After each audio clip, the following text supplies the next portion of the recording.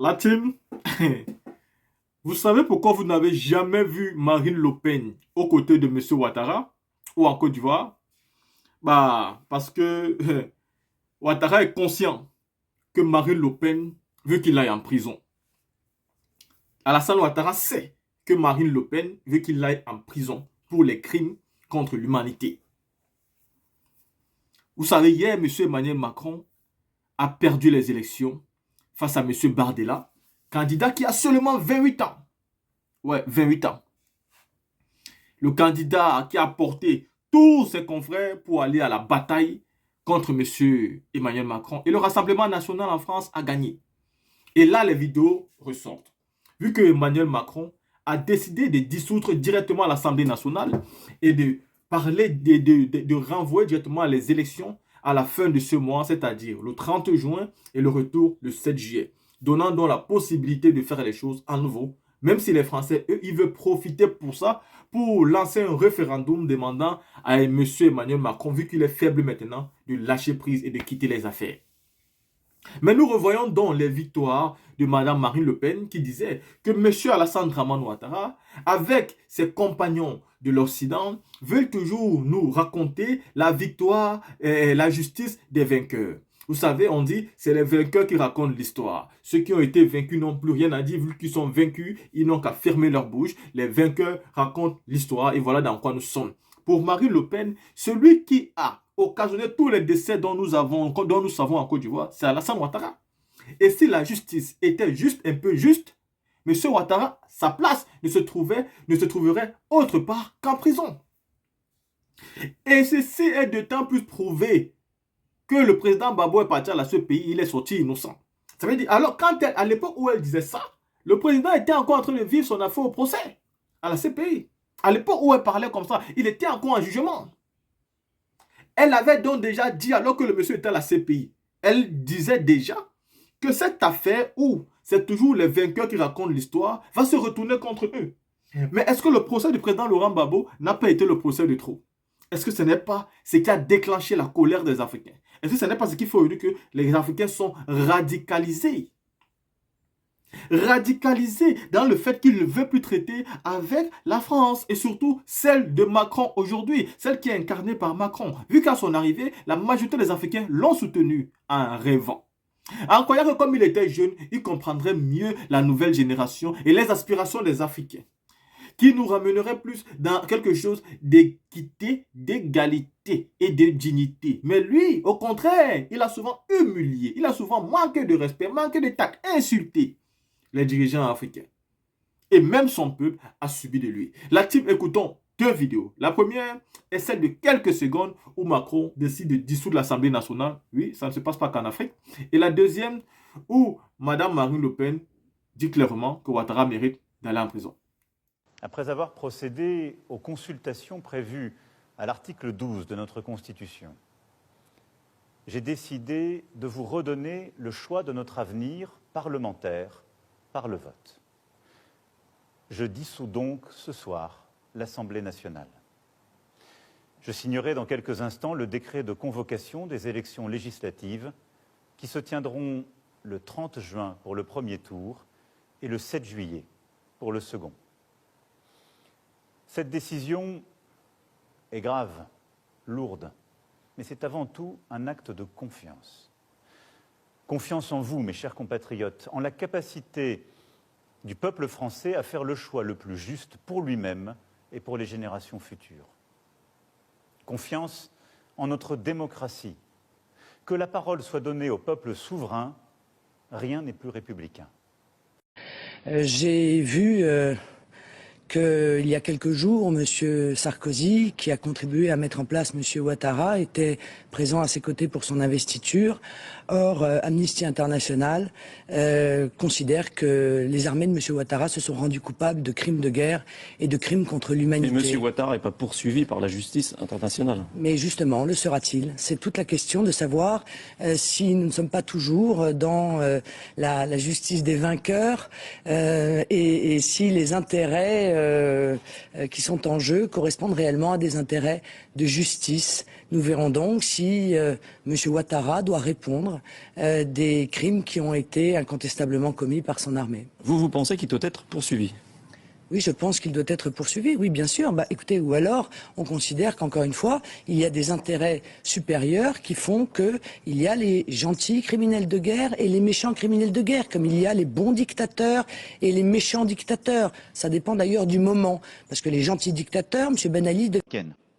Donc là-dessus, troisième point, vous me posez la question de la Côte d'Ivoire. La Côte d'Ivoire, il y a un président qui s'exprime, qui dit « je ne ferai pas de troisième mandat ». Je crois, moins de 10 minutes après, je m'exprime sur les réseaux pour dire formidable, c'est historique, ce que fait Addo. Il se trouve que le candidat décède pendant la campagne. J'ai eu moi-même, comme vous le savez, puisque ça a été public, j'ai fait le maximum pour qu'un autre candidat intervienne. Je ne suis pas en charge du parti qui a proposé le candidat.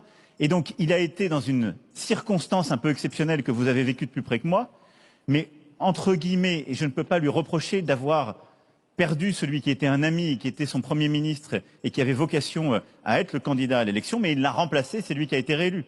Et dans ce cas-là, il n'a pas pu tenir son engagement. Mais la France a été très claire dans la demande qu'il y avait de transition, de préparer une nouvelle génération et d'œuvrer à la réconciliation. Quand je vois ce qui a été fait ces derniers mois, c'est plutôt le chemin qui est suivi. Donc, j'appelle ça juste de la clarté et de l'honnêteté. Ces situations ne sont pas comparables, ce ne sont pas les mêmes. Sur le... Mesdames, Messieurs, chers compatriotes, les Français se sont exprimés et ce scrutin historique montre que quand le peuple vote, le peuple gagne. En mettant la liste du Rassemblement national à plus de 32%, les Français viennent de nous accorder le plus haut score, tous partis confondus, depuis 40 ans. C'est une vraie émotion de voir cette belle force populaire se lever dans tout le pays.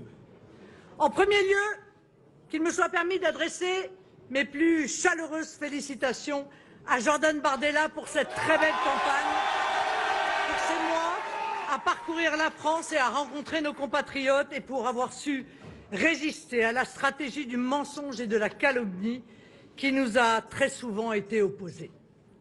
Ce vote des Français à la seule élection nationale de ce second mandat d'Emmanuel Macron est sans appel.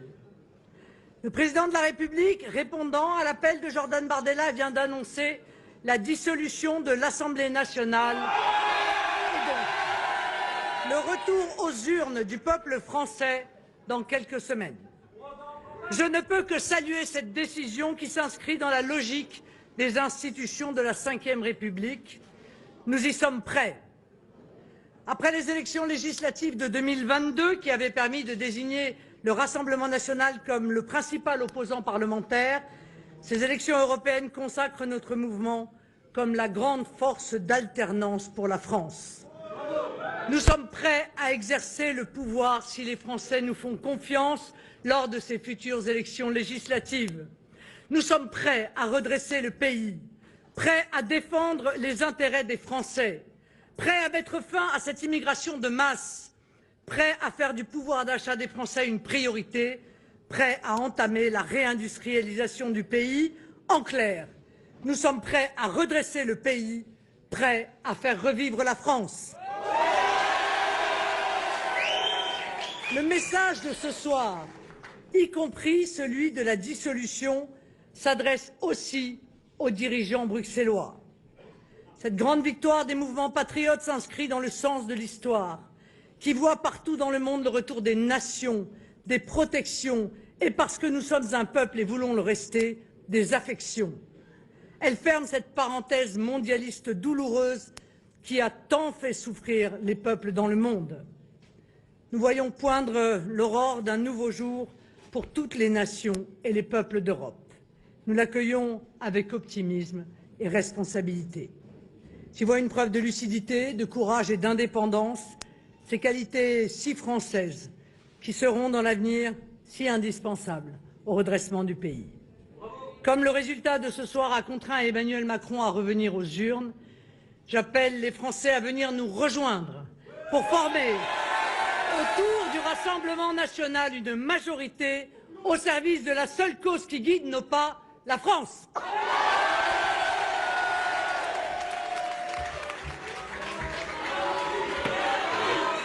Après avoir procédé aux consultations prévues à l'article 12 de notre Constitution, j'ai décidé de vous redonner le choix de notre avenir parlementaire par le vote. Je dissous donc ce soir l'Assemblée nationale. Je signerai dans quelques instants le décret de convocation des élections législatives qui se tiendront le 30 juin pour le premier tour et le 7 juillet pour le second.